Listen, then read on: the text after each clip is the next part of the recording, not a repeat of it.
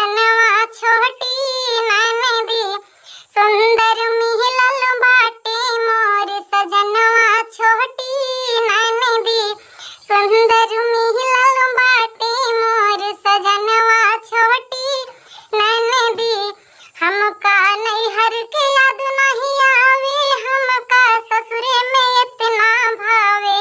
हमका नैहर के याद नहीं आवे हमका ससुरे में इतना भावे पूरा भाईल देखल मोर सपनवा छोटी ननदी सपनवा छोटी ननदी सुंदर मिलल बाटे मोर सजनवा छोटी ननदी सुंदर मिलल बाटे मोर सजनवा छोटी ननदी मोरे राजा कहे सुना रानी कुएं पे भरू जन पानी हो मोरे राजा कहे सुना रानी कुएं पे भरू जन पानी हो नाही तो हाथ के टूटी जाई कंगनवा छोटी ननदी नाही तो टूटी जाई हाथ के कंगनवा छोटी ननदी सुंदर मिलल बाटे मोर सजनवा छोटी ननदी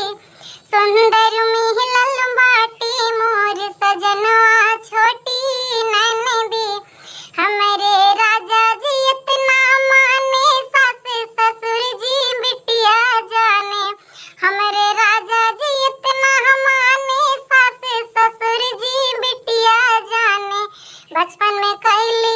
भोले की पूजनवा छोटी ननदी पूजनवा छोटी ननदी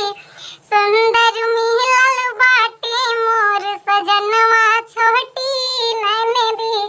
सुंदर मिलल बाटे मोर सजनवा छोटी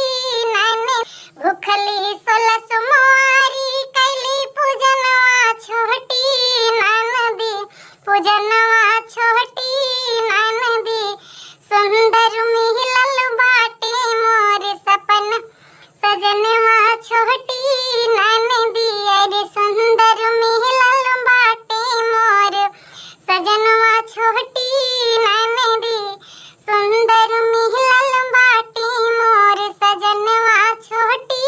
ननदी। तो फ्रेंड यह गीत कैसा लगा प्यारा सा कमेंट करके आप लोग जरूर